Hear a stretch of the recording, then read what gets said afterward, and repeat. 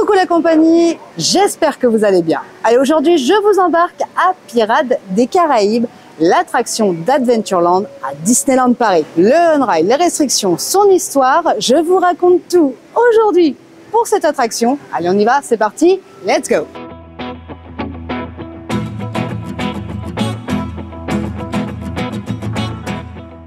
L'attraction Pirates des Caraïbes est située à Adventureland.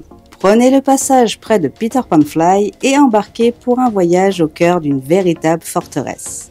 Je vous donnerai en fin de vidéo toutes les infos pour l'accessibilité PMR, femmes enceintes et bébés, mais aussi pour les chiens guides. Reprenons notre voyage au cœur de la piraterie. À peine passé le passage spécialement conçu pour s'intégrer dans un décor aussi bien Angleterre du 19e que dans un paysage caribéen, vous êtes dépaysé par la musique He's the Pirate. Une fois déposé la Lamborghini de vos petits pirates, direction l'entrée, accueilli par la vigie et l'armateur qui surveille la file d'attente.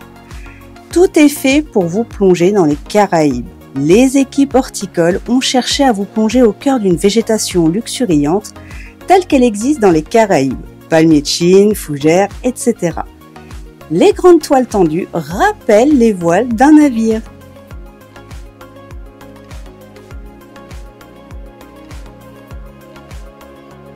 La forteresse a été inspirée de plusieurs lieux. Le fort San Felipe del Morro de San Juan à Porto Rico, construit au XVIe siècle pour défendre la ville des attaques de pirates. Le fort San José de Campeche, ville marchande du golfe du Mexique, plusieurs fois pillée.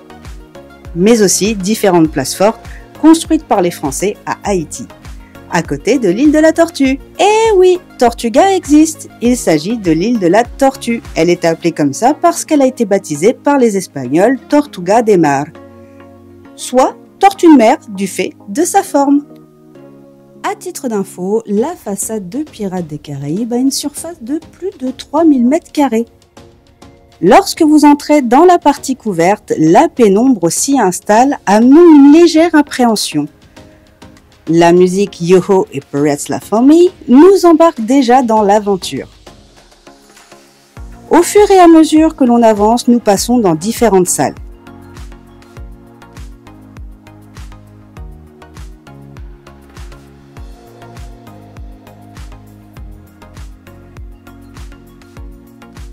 Le quartier de l'équipage, le cachot, le dépôt de munitions et le poste de garde.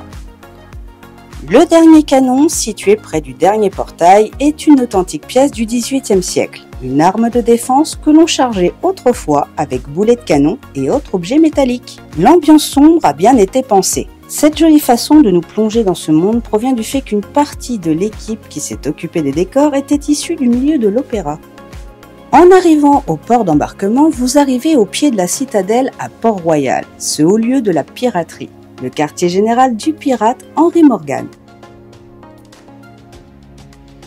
Les castes sont habillés comme des pirates, mais ils n'en sont pas vraiment. Ils se nomment entre eux des équipiers.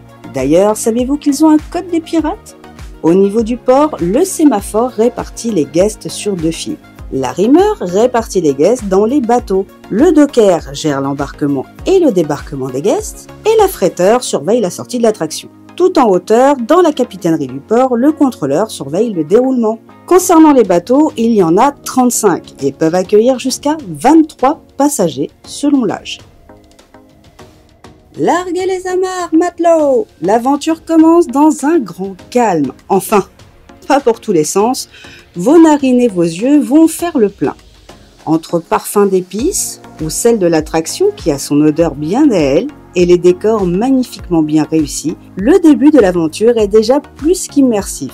Rajoutez à cela la musique et là vous m'avez perdu. Le restaurant Capitaine Jack, restaurant des pirates, va vous faire perdre le nord. Bon, petite anecdote, le restaurant appartenait avant à Angelica, la fille de Barbe Noire. Mais elle l'a perdu lors d'un pari avec le Plaisant Jack. Bon, on le développera plus tard dans une autre vidéo spécialement dédiée au restaurant.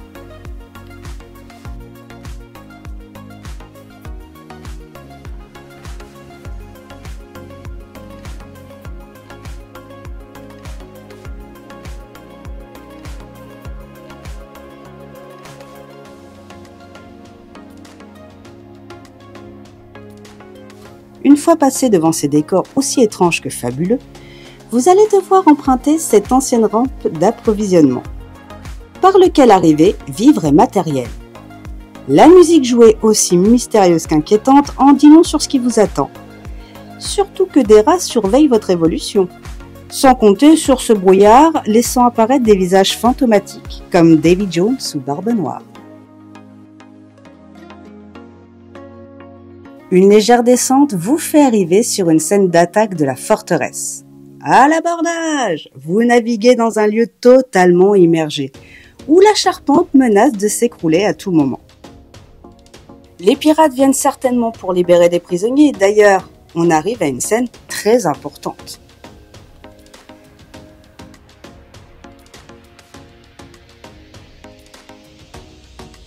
Cette scénette est présente dans le film, mais savez-vous que c'est le film qui s'est inspiré de l'attraction, et non l'inverse?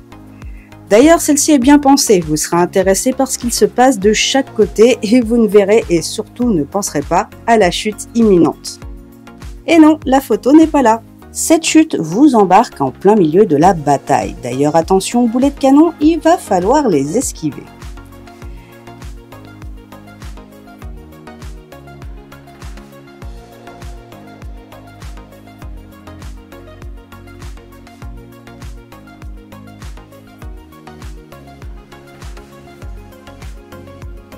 La scène du puits est bien travaillée et pour ceux qui se demandent qu'est-ce qui se passe, eh bien les pirates ont au bout de la corde le maire et passent leur temps à le menacer pour connaître l'emplacement du trésor. Et c'est bien la femme du maire que l'on voit à sa fenêtre demandant à son mari Carlos de ne se taire, de ne rien dire, et elle disparaît après un coup manqué de carabine. On arrive sur une des scènes bien connues qui a été revue. Désormais, les villageois doivent apporter leurs biens afin qu'ils soient mis aux enchères.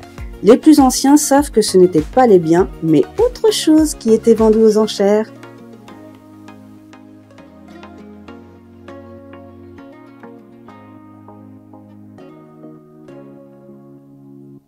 Pour réaliser la tête de Jack Sparrow, qui s'est invité à l'occasion des 25 ans de l'attraction du parc, les Imagineers ont modernisé les matériaux utilisés.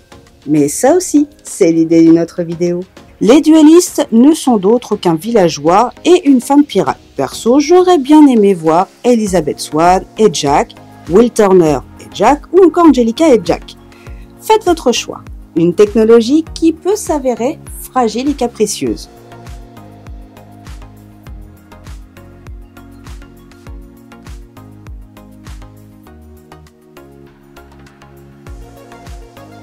La musique dans cette attraction a une place plus qu'importante. Les musiciens nous embarquent tous, même l'âne qui a un sacré rythme. La ville en feu, une partie époustouflante où éclairs, fumée et bruit d'explosion s'y entremêlent. Plus de 70 effets sont ici présents. Je vous présente l'arsenal. Les pirates, bien imbibés de l'alcool, ont malencontreusement mis feu à la ville, ce qui ne les empêche absolument pas de continuer à faire la fête et de piller. Je dois avouer, c'est ma scène préférée. Petite anecdote, pendant la phase test, un agent de sécurité a cru qu'il s'agissait d'un vrai incendie. Il avait pris un extincteur, mais heureusement, il s'est aperçu à temps que c'était des effets spéciaux parfaitement réalistes. Ici se trouve la dernière descente, mais aussi la photo. Faites votre plus belle pose. Après tout, vous échappez de justesse à l'explosion de l'arsenal.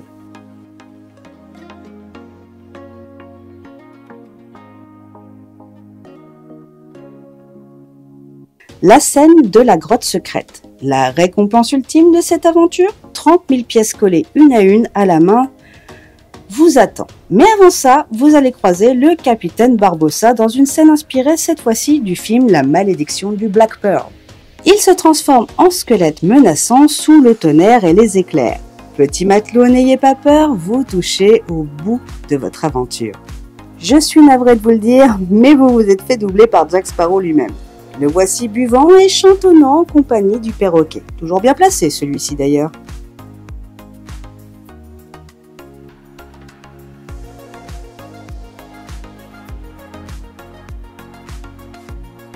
Si vous regardez bien, un autre clin d'œil du film à l'attraction est présent. Un bois sans soif. Avez-vous fait déjà attention à tous les clins d'œil que les créateurs de la saga ont fait à l'attraction, comme le pirate qui dort avec ses cochons ont été remplacés par Gibbs dans le film? Vous en voyez d'autres? N'hésitez pas à les citer en commentaire. Le squelette à la fin signale la fin du voyage, mais pas l'arrêt de votre aventure. Vous pourrez la prolonger dans la grotte et la boutique que l'on présentera dans une autre vidéo, celle d'une présentation boutique. Il y a bien d'autres informations et précisions dans le livre Pirates of the Caribbean, un trésor d'attraction. Un livre qui vous emmènera encore plus loin et d'où j'ai tiré les infos. Dans la vidéo Femme enceinte à Disneyland Paris, nous l'avions déjà dit, mais pour rappel, l'attraction est déconseillée aux femmes enceintes, mais pas interdite. Une entrée est dédiée pour les PMR, il suffit d'emprunter les escaliers ou la pente pour fauteuil et poussette et de vous diriger vers la sortie de l'attraction. En passant devant le restaurant du Capitaine Jack, que je rappelle s'appelait auparavant le Blue Lagoon, puis la boutique du coffre du capitaine. Les personnes en fauteuil roulant doivent être transférées impérativement. Quant aux chiens guides et d'assistance, ils ne sont pas admis. Seul le perroquet de Monsieur Cotton est accepté. J'espère que cette vidéo vous aura plu. N'oubliez pas de s'abonner, liker et partager si bien que ce petit concept de tour d'attraction et de leur histoire vous plaise. En attendant, on se retrouve pour une prochaine aventure sur la chaîne. Je vous fais des gros bisous et surtout, on n'oublie pas de garder le sourire. Allez, bisous les loulous, ciao ciao.